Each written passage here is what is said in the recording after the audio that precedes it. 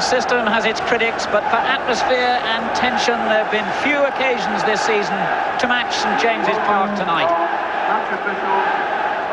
It was Newcastle goalkeeper John Burridge's penalty save in injury time on Sunday which provided the final drama in a highly charged match of 6 bookings and 1 sending off. But tonight, Newcastle are looking to Mickey Quinn to be more influential. He's the league's top scorer this season with 36 goals. Theirs is an experienced team with a home record that is bettered in the whole of the Football League only by Exeter City.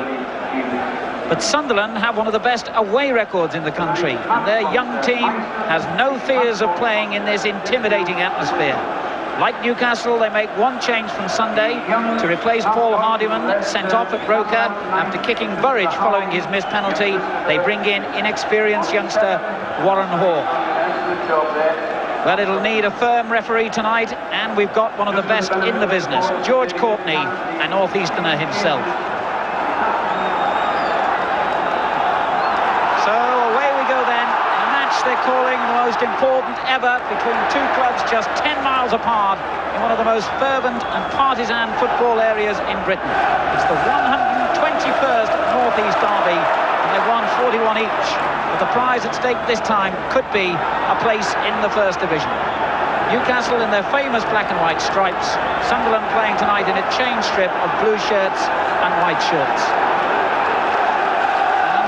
Many areas of the country, they've had a lot of rain here in the last 24 hours in the north each. The pitch quite wet and soft in the middle. Scott was up well. This is Askew. Stimpson. He just got that clear. Christensen showing good control in the difficult area of the field. And good play. Rock on the right. Both McGee and Quinn in the middle. He picks out McGee. Oh, he hit the post. Mark McGee nearly drew first blood for Newcastle United with only 8 minutes gone.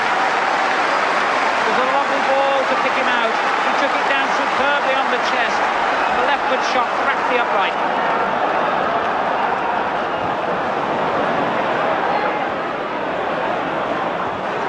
That looked like handball by Bracewell, but the referee didn't see it, nor did the linesman.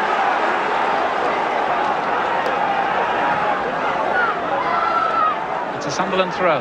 Kay will take it. Down the line for Gabbiadini. Well, that's a good ball for Hours. Hours has done well. Gates! Yes! Sunderland have gone in front. Eric Gates, the scorer.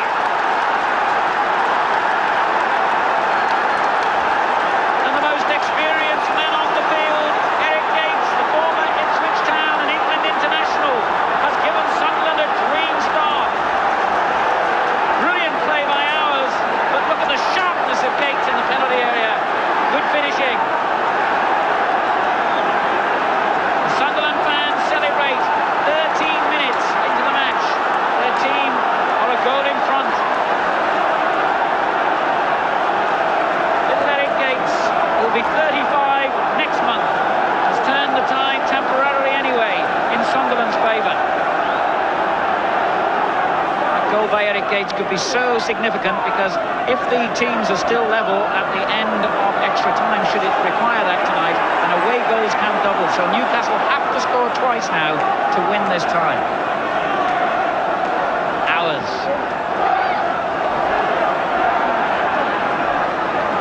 Gates has done superbly, and Hours has continued his run forward. Gary Hours. Well, that was lovely play by Sunderland. And again, the 2 men who contrived the Sunderland goal were at the heart of it. This time the roles were reversed. As Gates fed Hours, shot and kept it low, but not quite accurate. Scott missed his attempted header. Stimpson is there. And beaten by Gabbiadini. Good play by Marco Gabbiadini, and he finds Gates superbly. Hours is in there again. Oh!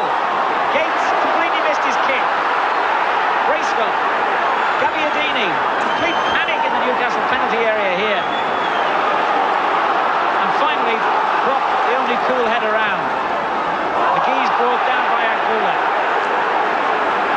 Well, that was an astonishing moment inside the Newcastle box then.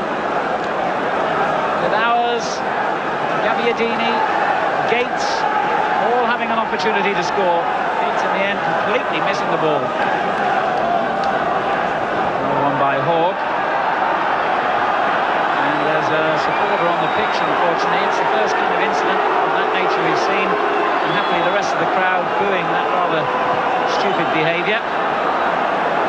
This has only raced from one end of the pitch to the other so far, but we could do without it anyway. There's enough tension on the pitch without that kind of behaviour by a supporter. 10 minutes to half-time.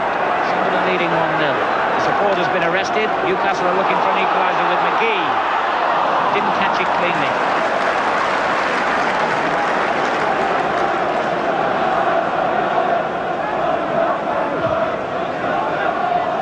Good kick again by Norman. Bradshaw read it well. Now Brock for Newcastle. One ball to McGee. What a good tackle that was, though, by McPhail. And Bennett, as ever, was there to cover anyway. Having a really good game for Sunderland skipper. And the Dane Christensen will pick it out, launching a long throw. Aitken nearly got there. Confusion. And in the end it comes to McGee. And how was that kept out? And Quinn couldn't get it in. Aitken tried again and he couldn't get it in. Now Askew. Oh, that's a foul. An obvious one by Kay, who I think will be booked for that. And there's a disturbance on the touchline as well. Unfortunately, that incident happened right in front of other fans who suddenly spilled onto the pitch, but the police dealt with it immediately. It was an irresponsible challenge by John Kay, to put it mildly. And that had followed a real moment of panic inside the Sunderland goalmouth. It was a very bad challenge. He deserved to be booked for that. It's a time being added now in the first half as Sunderland get the throw. Scott takes up his defensive position. And that indeed is the end of a dramatic first half. Newcastle could easily have taken the lead when Mark McGee hit the post, but Sunderland did in the 13th minute with a fine piece of finishing by Eric Gates. Mark McGee so close before that, but basically Quinn and McGee haven't had that much service, and Newcastle will have to get more of the ball into the Sunderland penalty area in the second half. A half-time at St James's Park then. It's Newcastle United 0, Sunderland 1. So welcome back to St James's Park, where Sunderland start the second half of this second division promotion playoff, leading by 1-0. There's been a substitution during the half-time interval by Newcastle United. Kevin Dillon, the former Portsmouth player, has come on. The young fullback Darren Bradshaw has gone off, with Christensen, the Danish international, moving into a fullback role. Dillon will play on the left side of midfield. Scott's early header. And Scott there again. It came off Gabbiadini for a goal kick. Marco Gabbiadini's 25 goals this season have lifted Sunderland into contention for promotion. They were relegated from the First Division 5 years ago. Newcastle came down last season, and victory tonight would mean so much to either club.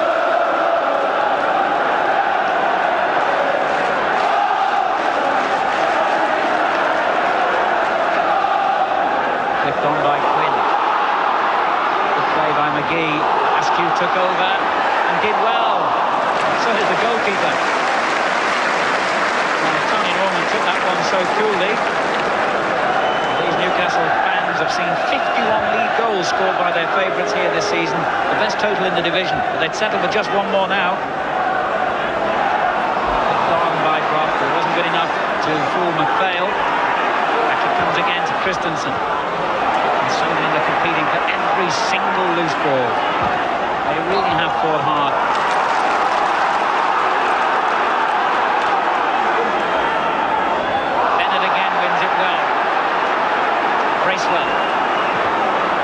Nice ball for Gabbiadini. Now has he got the pace to get round Scott? He has. He's all alone. Oh, and it was saved with some difficulty by Burridge. Gabbiadini knew he had to do it alone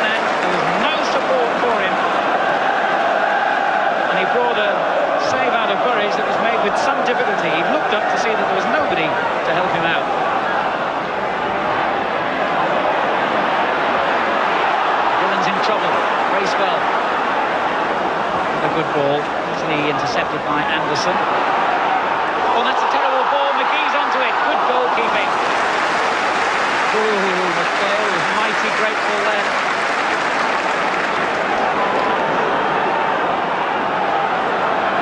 And Tony Norman's had a good, solid game in goal for Sunderland tonight. The Welsh international, the club's record signing.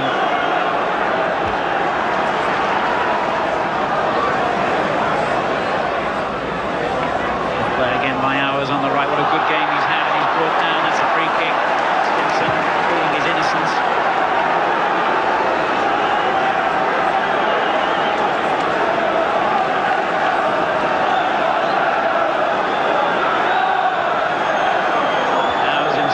Take the kick.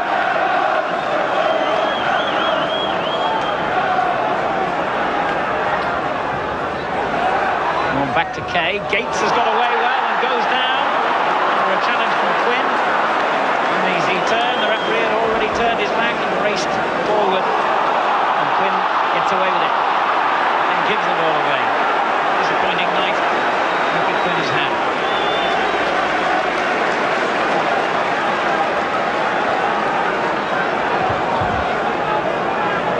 Gates is there again. And Gabbiadini. Oh, great challenge by Anderson. And Hawke was a little bit, well, snatching the ball. And the rebound came to him. Well, Jim Smith, the Newcastle manager, who suffered the agony of relegation in his first season here at St James's and has been so sure for so long that this season would end in promotion, an anxious man.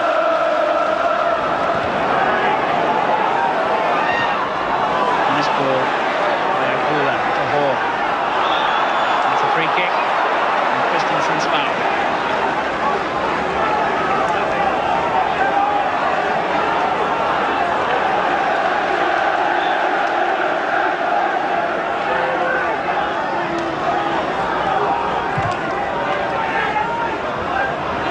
Anderson clear.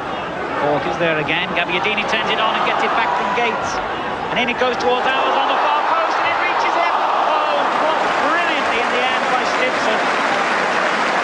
That was so close. Gary Hours could have settled it then for Sunderland.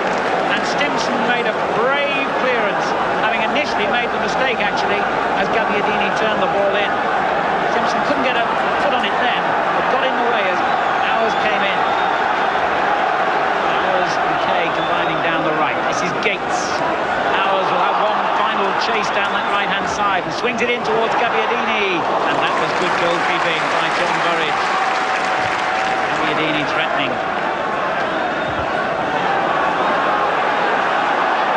And Sunderland beginning to look a bit stronger in these final minutes. Gabbiadini again. Gates. Gabbiadini gets it back. Yes! That's the goal that will send Sunderland into the final playoff at Wembley.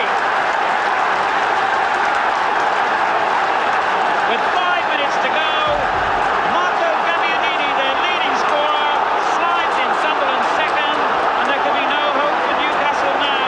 And the Sunderland fans know that their team has earned a place at Wembley against Swindon or Blackburn Rovers. And sadly, that has brought about invasion of the pitch, mainly by the Newcastle supporters, I have to say, as Gates slid the ball through. Gabbiadini, brilliant finish. And ugly scenes now, I'm afraid, as hordes of Newcastle fans are streaming onto the pitch. And this is the one thing we didn't want to see. And the referee wisely has whistled and told the players to leave the field. There's something like 3 minutes of normal time remaining, and these are awful scenes at St James's Park. The police have reacted instantly, and even allowing for the obvious disappointment of the Newcastle supporters. This is unseemly behaviour by a club with a proud tradition. And this will sicken the hearts of everyone watching, and couldn't have come at a worse time.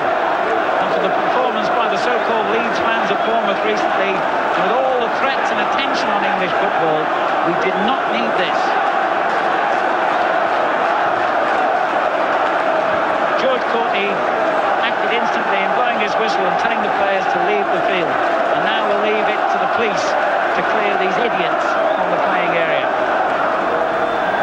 So after a delay of more than 18 minutes due to that pitch invasion, referee George Courtney is going to restart the match, but I don't think we'll see the players on for very long, even though there are a couple of minutes officially to go. Let's hope the supporters do behave and stay in their places. I have to stress, I didn't see any actual violence. It was more a case of a pitch invasion and anybody swinging punches, but that doesn't excuse the behaviour anyway. We must be very close to the final whistle now.